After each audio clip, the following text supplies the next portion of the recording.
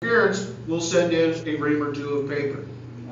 This is our rural education. Now, last night on Facebook, I published that section of the state constitution regarding education.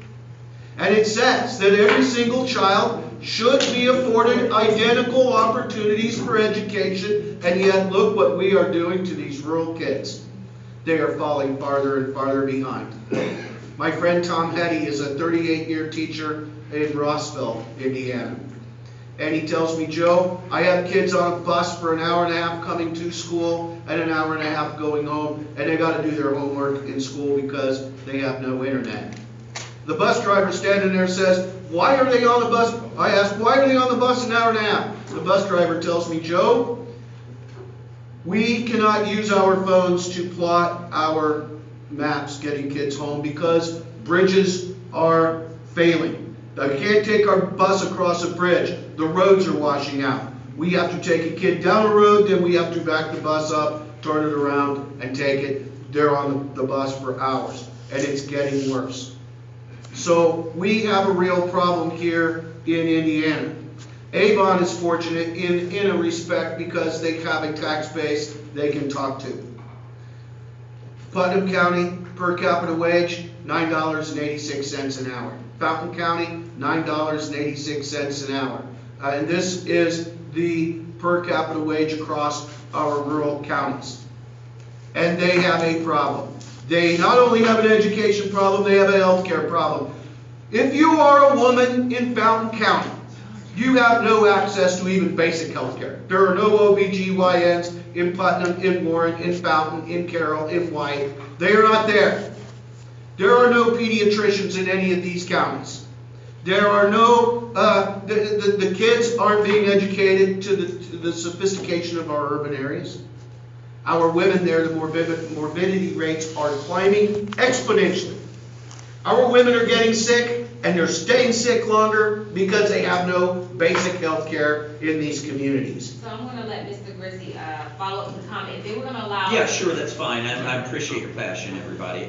What we can change, I think the question was, what can be done at the federal level? I'm prepared to reform the No Child Left Behind to deliver resources and fundings back to local schools. I'm also prepared to work diligently to make sure that there's dollars necessary for broadband expansion. So we can keep moving on because that's right. I understand there's some more comments, but just to make sure, I want to open it up to the audience. You spent your afternoon with us, and we covered several areas. But if there is a comment or a question that you have for our guests, at this time, I do want to open it up to you guys. I have one.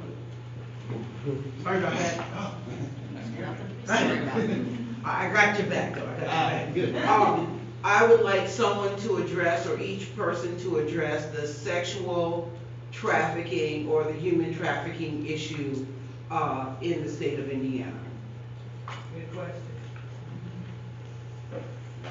And let's keep it at a minute so we can be respectful of time. Decriminalization is what we need. You want to talk about sex work? Talk to sex workers. That's the simple answer. Too many of the people will use what is called the Nordic model, which is basically criminalizing the sex workers. In some areas, sex workers will pair up for safety purposes, and as a result, they can get charged with pimping, anti-pimping laws for basically pimping each other is what it is. Basically, it's work, unlike any. I mean, it's work. We all in a way sell our bodies. The artist sells their mind, their creativity. The laborer sells their muscles. Sex work, it's work. That's why it's called sex work. Sex trafficking. Sex trafficking. Sex trafficking. That's that. Again, in that. A lot of people will say that the people against sex work will claim it is sex trafficking. It isn't nearly, from what I understand of having spoken to people who are sex workers, it isn't nearly as big a deal. Trafficking isn't as predominant a problem as is made out to be believed. So sex trafficking is having people perform sex against their will, children trafficked into slavery for sexual prostitution. Utterly against it, gotta stop. Any place that is, our most prominent place that it happened recently was when Indianapolis hosted the Super Bowl. There's a whole line of sex traffickers for underage children at that time in Indianapolis, and they crushed several sex trafficking rings.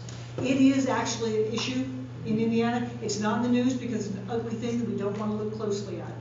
But there are places in which children are trafficked for sex. There probably isn't a dark enough hole in hell to stuff people who do that for a living. I'm all for cracking down on every aspect of that. Traffickers. Traffickers. But there are people who The children get need into. rehabilitation. Oh, absolutely.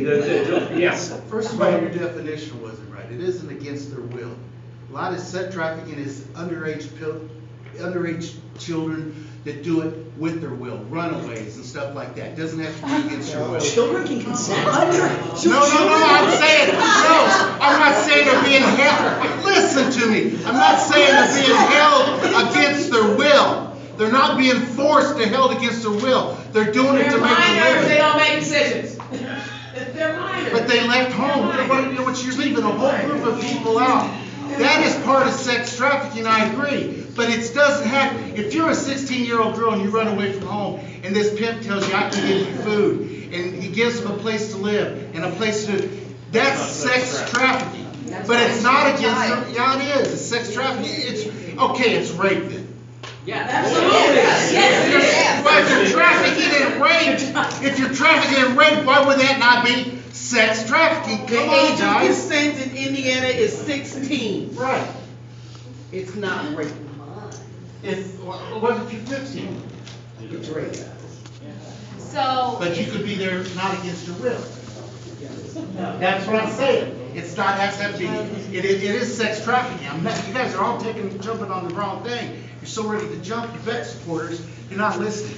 so let's, is there another question Never in said the it was audience? okay.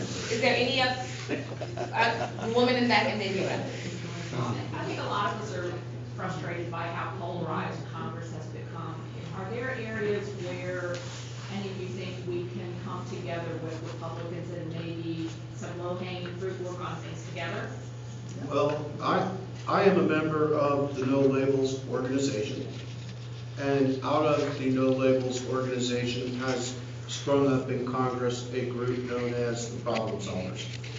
And they are comprised, their directors evenly split, 24 Republican congressmen, 24 Democratic congressmen. They go to work, they sit down, they take the issues, and they hammer out agreements. They came from the No Labels organization out there. The No Labels is a nationwide group that brings all factions together. They hold seminars, they discuss social issues, economic issues. That group is actually, sadly, what Congress was designed to do. Lyndon Johnson has this great old saying that any man who wouldn't settle for half a loaf never went to bed hungry. And this is what we have come to in this country is I'm not budging on this. I'm not talking to them. They're evil. I'm right.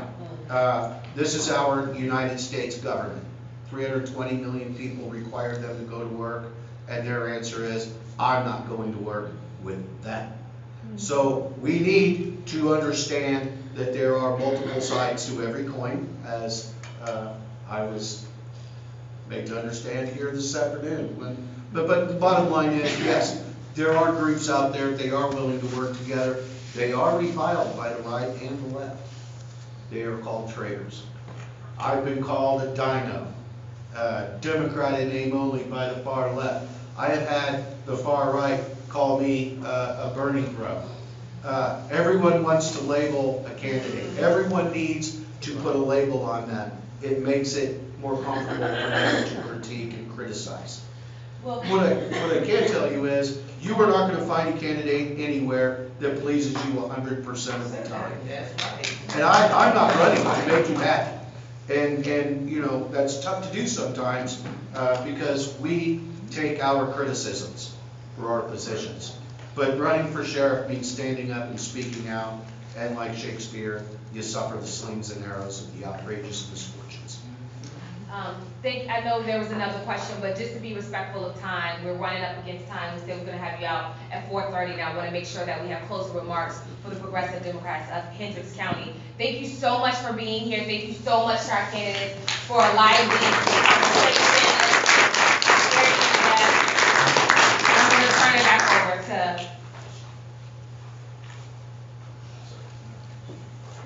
I'd like to thank everybody for coming out this evening. I'd like to thank the community, the veterans, everyone for the donations, the Progressive Democrat team.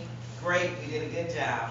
I'd like everybody to continue to support us, follow us. I appreciate Dana Black for attending and recording this live stream.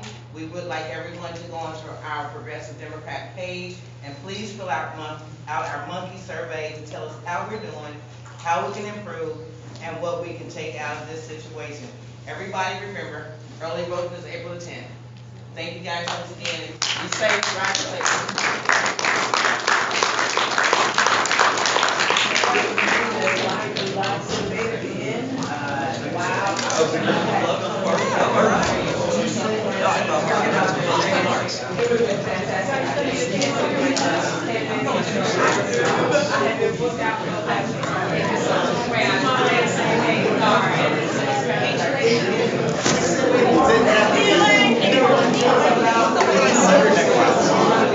All right, 2 hours and 38 minutes.